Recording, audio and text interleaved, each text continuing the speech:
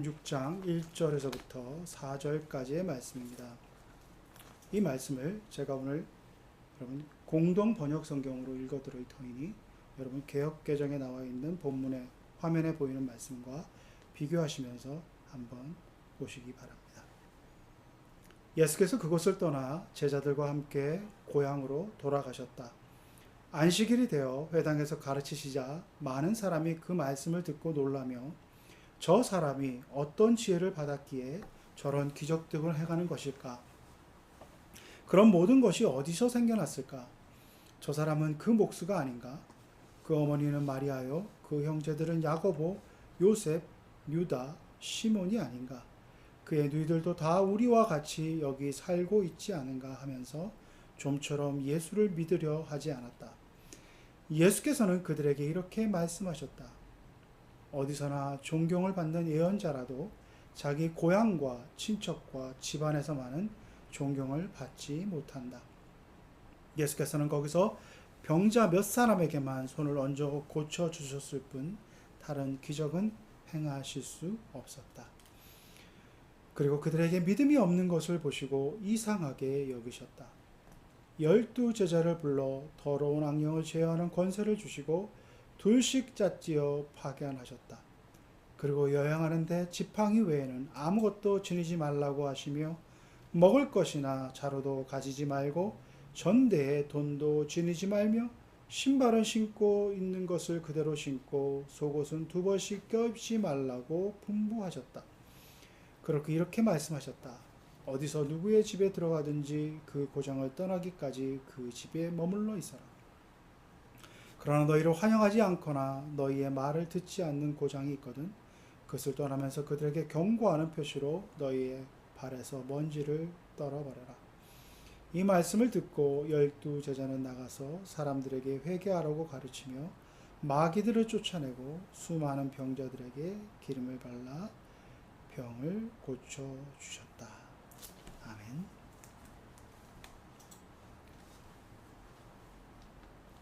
사람들 사이에 살아가면서 뭔가 친밀하고 또 익숙한 것이 그 사람이 가지고 있는 또 그 상황이 가지고 있는 어떤 진가라든지 그 가치를 쉽게 잃어버리게 되는 그런 상황들을 우리가 경험하게 됩니다.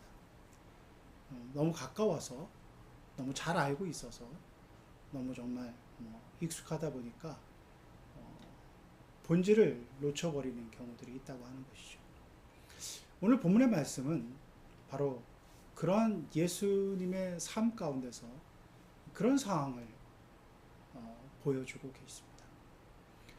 예수님께서는 사역을 하시다가 이제 가버나움에서 고향이신 나사렛으로 잠시 방문하게 되셨습니다. 나사렛은 가버나움에서 좀 떨어진 곳이고 또 산 한 300, 해발 350m 되는 그런 곳에 있는 어떻게 보면 궁박한 그런 지역이라고도 표현할 수 있습니다. 그래서 선지자 가운데 나사렛에서도 뭐가 선한 것이 나오겠냐 할 정도로 그렇게 어떻게 보면 보잘것없는 그런 곳이었습니다. 그곳에 예수님께서 태어나셨고 생활하셨는데 어찌된 이유인지 이제 제자들과 함께 그것을 방문하게 되셨습니다. 오늘 본문의 말씀은 그곳에서 예수님을 맞이하는 거기서 어린 시절을 같이 보냈고 또 친척들도 있을 것이고 예수님을 잘 알고 예수님을 익숙하게 알고 있었던 사람들이 예수님을 어떻게 대하고 어떻게 맞이했나 하는 것을 기록해주고 있는 말씀입니다. 본문의 말씀은 예수님께서 그곳에서 말씀을 전하셨을 때 그곳에 있는 사람들이 놀랍다 이렇게 표현하고 있습니다. 예수님의 말씀이 정말 그 전에 알고 있었던 그런 랍비들이 가르치는 그런 말씀과는 전혀 차원이 다르고 또 오늘 본문의 말씀은 예수님께서 그것을 권능을 행하셨다 이렇게 표현하고 있습니다. 이적을 행하셨다는 것이죠. 그래서 그들이 보기에는 참으로 놀라운 일인데 뭐라고 반응하냐 하면 예수님께서 그렇게 놀랍게 이적을 행하시고 놀라운 말씀을 전하셨을 때 타지인 가버나움에서는 많은 사람들이 예수님을 어떻게 보면 칭송하고 예수님을 따르고자 하는 그런 열광적인 모습을 가지고 예수님께 나왔는데 고향인 나사렛에서는 예수님께서 그렇게 놀라운 역사를 행하실 때 뭐라고 표현하냐 하면, 제가 읽어드렸던 공동번역에는 그렇게 바로 표현되지 않았지만 개역성경에 보시면 여러분, 이 사람은 마리아의 아들이 아니냐라고 이렇게 표현하는, 그러면서 마리아의 아들이고 목수가 아닌 우리가 잘 알고 있었던 그 예수 아니냐라는 식으로 표현합니다. 보통 유대의 전통뿐만 아니라 우리 동양권에서도 누구를 얘기할 때 아버지의 아들로 얘기하지, 여기서 마리아의 아들로 표현하는 것은 예수님을 어떻게 보면 모욕 주기 위한 표현입니다. 즉 과부인 마리아의 아들 아니냐, 보잘것없는 사람 아니었냐, 그리고 목수이지 않냐, 그리고 내가 저 사람의 과거를 다 알고 있는데, 그러면서 그 형제들도 다 알고 있는데 어떻게 이렇게 놀라운 말씀을 전하고 놀라운 사역을 감당할 수 있을까? 그럼 먼저 그것을 놀랍게 생각하고 뭔가 알아보려고 하는 것이 아니라, 오히려 내가 너무나도 익숙히 알고 있고 너무나도 잘 알고 있고 어렸을 때부터 알아왔고 보아왔던 예수의 그 말을 어떻게 보면 평가절하하고 무시하는 태도로 대했다고 하는 것입니다. 심지어 동일한 본문을 기록하고 있는 누가복음 4장에는 예수님을 낭떠러지에 밀어서 죽이려고 하기까지 하는 그런 극한 적대감을 보인다고 이렇게 기록하고 있습니다. 무엇이 그들의 마음을 이렇게 어떻게 보면 격동시켰을까요? 저도 개인적으로 목회를 하면서 가장 어렵게 생각되어지는 부분, 또 그런 것을 경험해 봤는데, 제가 안수를 받고 얼마 안 돼서 가족들 사이에서 그 가족들이라고 하면 이제 뭐 예수를 믿는 친척들도 있었지만 그렇지 않은 친척들도 있는 곳에서 장례 예배를 집례할 때가 있었습니다. 물론 목회 초년생으로서 장례 예배 자체가 이렇게 긴장되고 떨리는 부분도 있었지만, 더 제 가운데서는 이 가족들, 나를 어렸을 때부터 잘 알고 있었던 친척들 앞에서 말씀을 전한다는 것이 정말 엄청난 심적 부담으로 다가온 경험이 있었습니다. 왜냐하면 그 어른들 중에서는 저를 현성아 너 목사 됐다며 이런 식으로 편하게 아주 뭐 어렸을 때부터 봐와가지고 저를 대하는 친척 어르신들도 계셨고, 그런 상황에서 제가 목사로서 말씀을 전한다고 하는 거 참으로 심적 부담이 있었고, 또 그분들이 저를 어떻게 생각할까 하는 그런 생각들을 할 때마다 등줄기에 땀을 흘리면서 제가 아주 조심스럽게 말씀을 전했던 기억이 있습니다. 왜냐하면 제 스스로도 압니다. 그 친척 어르신들이 나를 어떻게 볼까? 목사로서 보는 것이 아니라 어렸을 때부터 정말 코치질 흘리고 뭐 이렇게 했던 그 어린 모습을 다 알고 있는 그분들이 받아들이실까? 내 말씀을? 그런 생각들 속에서, 인간적인 생각들 속에서 그런 생각으로 말씀을 전할 때 그런 경험을 해봤다는 것입니다. 예수님 당시에 친척들이나 주변의 사람들에게 있어서 예수님이 놀랍게 말씀을 전하고 정말 뛰어난 말씀의 해석과 기적을 행하심에도 불구하고 그들의 마음은 어렸을 때부터 보아왔고 알고 있었던 그 친숙함과, 또 내가 너를 너무나도 잘 알고 있고 인간적으로 너에 대해서 모든 것을 알고 있었다고, 그것이 진리의 길을 가는 것을 막았다라고 하는 것입니다. 그리고 제가 말씀드렸다시피 누가복음 4장에는 심지어 예수님을 낭떠러지에 밀어 죽이려고까지 하는, 왜냐하면 그들의 기존의 관념과 생각으로는 도저히 받아들일 수 없을 것 같은, 맞는 말이긴 맞는 말인 것 같은데 유대 전통과 관습에서는, 그리고 저렇게 내가 하잘것없는 아이로 봤던 예수라는 아이가 전하는 그 말이 그들의 마음을 심히 불편하게 했다는 것입니다. 이것은 오늘날도 우리가 경험할 수 있다고 하는 것입니다. 분명히 알고 있었고 분명히 알고 있었던 사람들이 뭔가 분명히 확신에 차서 말씀을 전하고 그것을 알려주고 복음을 전하는 그 앞에서 우리가 마음을 열고 받아들이기보다는 우리의 1차적인 마음은 뭐 내가 알고 있었던 사람인데, 내가 옛날부터 뭘 했던 사람인데, 그러면서 거부감을 갖는다는 것입니다. 오늘 예수님께서 이 고향이라고 표현하셨던 이 나사렛이라고 하는 동네를 넓은 의미로 본다면 이 상황 속에서 우리 교회 현실을 한번 바로 바라보자는 것입니다. 예수님의 교양과도 같고 사역의 시작이라고 할 수 있는 우리의 현장 이곳에서 어찌 보면 정말 예수님께서 오셔서 예수님께서 전하는 그 말씀 앞에 우리는 마음을 열고 그 마음 앞에서 아멘으로 화답하며 예수님의 가르침을 받아들여야 되는데, 오늘날 교회 현실을 바라보는 제 마음 가운데는 오늘 본문의 말씀이 오버랩되는 경우들이 참으로 많았다고 하는 것입니다. 날 것 그대로의 예수 그리스도의 말씀, 날 것 그대로의 예수 그리스도의 복음의 그 진리의 핵심의 말씀들이 과연 교회 현장에서 전해졌을 때 오늘날 많은 성도들이 마음을 열고 예수님의 그 말씀을 받아들일 수 있을까? 저는 거기에 의문을 갖게 됐습니다. 심지어는 복음을 복음답게 전하고 복음의 핵심적인 진리를 가르쳐주고 그것을 정말 열과 성을 다하여 증거하는 많은 목회자들을 이런저런 이유로 핍박하고 정말 예수님을 낭떠러지에 떨어 밀어터 죽이려고 하는 것 같은 그 상황으로 몰아가는 오늘날의 교회 현실도 보았습니다. 사랑하는 성도 여러분, 우리가 알고 있다고 생각하고 익숙하다고 생각하고 나도 충분히 안다고 하는 그 상황 속에서 전해지는 그 말씀 앞에서 우린 두려움을 가지고 그 상황을 다시 한번 바라봐야 되는 것입니다. 오늘 본문의 말씀 가운데 예수님께서는 이러한 상황을 맞닥뜨리면서 이렇게 말씀하십니다. 6절 말씀에 그들이 믿지 않음을 이상히 여겼다, 이렇게 표현한 것입니다. 오늘 이 이상히 여겼다라고 하는 이것을 헬라어라는 다우마조라고 하는 표현을 씁니다. 이 다우마조는 신약성경에 2번밖에 쓰이지 않는데, 이 다우마조라고 하는 용어가 쓰였던 곳은 또 한 곳이 어디냐 하면 예수님께서 이방인 백부장이 믿음으로 예수님께 나와서 순종하고 그것을 받아들이는 믿음을 보시고 말씀 한마디면 그것이 될 것이라고 하는 그것의 상황을 보시고 유대 사회에서도 보지 못했던 내가 놀라운 믿음을 보았다는 식으로 표현할 때 이 다우마조라고 하는 표현을 그때도 사용하십니다. 상당한 의미가 있다고 저는 생각합니다.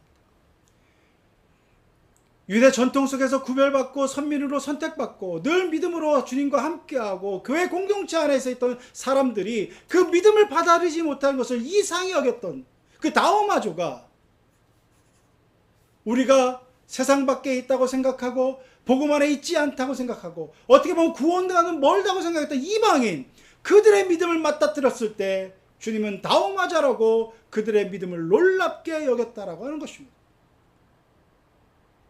오늘의 현실 가운데서도 이 다우마조의 현상은 그 놀라운 주님의 이상히 여김은 사회 곳곳에서 벌어질 수 있다라고 하는 것입니다. 우리가 우리의 기존의 가치관과 기존의 어떤 믿음에 얽혀져 있는 테두리 안에서만 생각했던 그것을 벗어번지고 복음을 올바르게 보려고 하는 그 마음을 열고 예수 그리스도의 행적 속에서 죽여지는 그 말씀 앞에서 우리의 마음을 열지 않으면 주님이 다우마자라고 이상히 여기는 그것이 우리를 파멸시켜주는 그 상황 가운데 놓일 수 있게 되고, 다른 상황 속에서는 정말 마음을 열고 주님이 말씀하신 그것을 그대로 받아들이려고 하는 그 열린 마음 속에서는 우리가 구원이 없다고 하는 그곳에서 놀라운 현실과 놀라운 믿음의 고백과 놀라운 역사가 일어나는, 그래서 그것을 보고 우리가 감격하며 기뻐할 수 있는 그 또 다른 다우마자의 현장을 우리가 바라볼 수 있다고 하는 것입니다. 오늘 예수 그리스도를 배척했다라고 하는, 그래서 예수 그리스도를 멀리했다고 하는, 밀어냈다고 하는 이 배척, 이 표현들을 헬라어로는 스칸달리조라고 표현합니다. 거리끼는 것, 넘어지는 것, 여기서부터 나온 것이 스칸달론이라고 하는 십자가를 표현하는 것입니다. 여러분, 우리가 배척하고 멀리하고 걸리는 것으로 생각했던 그 십자가, 그래서 십자가에 달려 죽는 것으로 끝나서 그것이 우리의 걸림돌이라 생각했던 그것이 우리의 믿음의 고백이 없을 때는 정말 걸림돌이 되고 그것이 처참히 버림받는 것으로 끝나지만, 그것이 예수 그리스도를 만나고 우리를 구원하실 예수 그리스도, 그분을 믿음으로 고백하는 그 순간 우리의 걸림돌이 되고 넘어짐이 되었던 그 스칸달론이라고 십자가는 바로 우리의 구원의 상징이 되고 부활의 상징이 되고 변하게 되는 것입니다. 사랑하는 성도 여러분, 저와 여러분은 날마다 말씀 앞에서 새로워져야 되는 것입니다. 너무나 익숙하게 생각되어지고 너무나도 잘 알고 있다고 생각되어지고 너무나도 당연시 여기는 것 앞에서 다시 한번 주님의 말씀을 통해서 그것을 재조명받고 그것에 대한 의미들을 우리가 깊게 물었을 때 우리는 새로운 깨달음과 새로운 변화의 출발점에 설 수 있다는 것입니다. 오늘 주님은 이런 이상히 여길 수밖에 없는 그 배척하는 상황 속에서 그 이후에 바로 이렇게 말씀하십니다. 이에 둘씩 짝을 보내서 지어서 제자들을 파송했다, 이렇게 표현하십니다.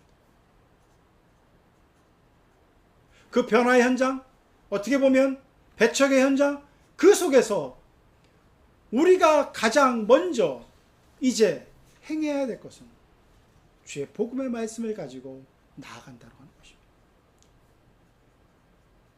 둘씩 짝을 지었다라고 하는 것, 그것은 히브리 전통에서는 어떻게 법적 증거의 요소도 됩니다.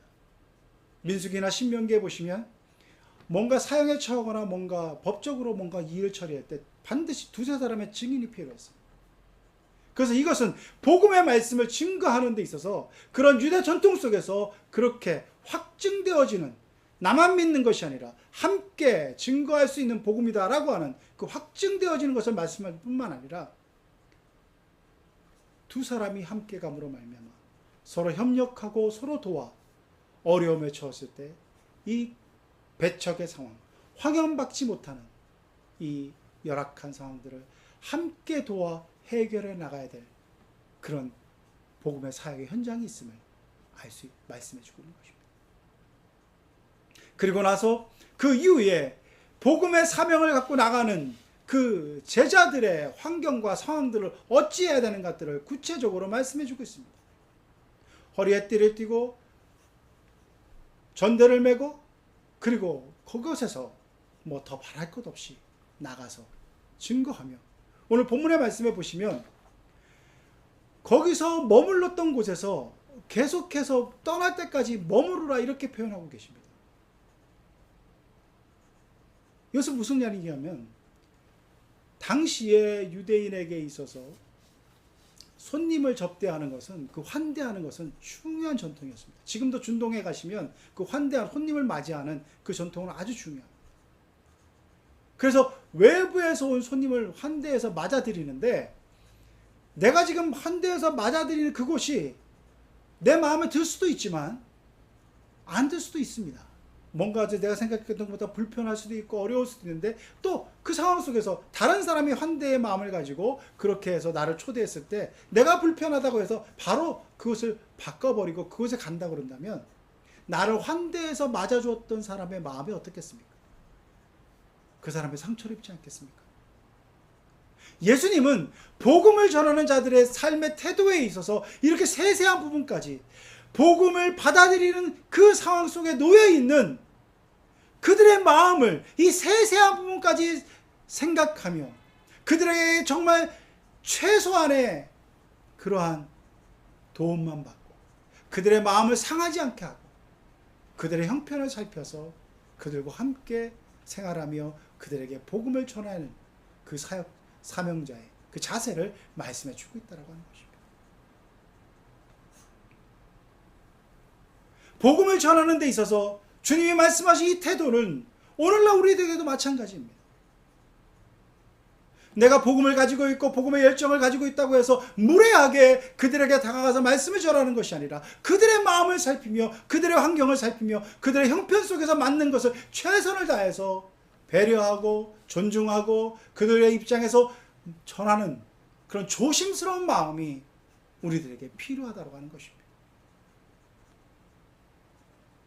이러한 마음을 가지고 복음을 전하는 그 사역 속에서 그곳 속에서 우리가 알고 있는 예수 그리스도 믿고 있고 구주로 섬기는 그 예수 그리스도를 전했을 때 삶의 변화를 통해서 우리의 삶의 현장 속에서 그래서 증거했을 때 우리는 주님께서 말씀하신 이 사명을 감당할 수 있다고 하는 것입니다. 사랑하는 성도 여러분, 저와 여러분은 주님의 말씀을 품은 자들입니다.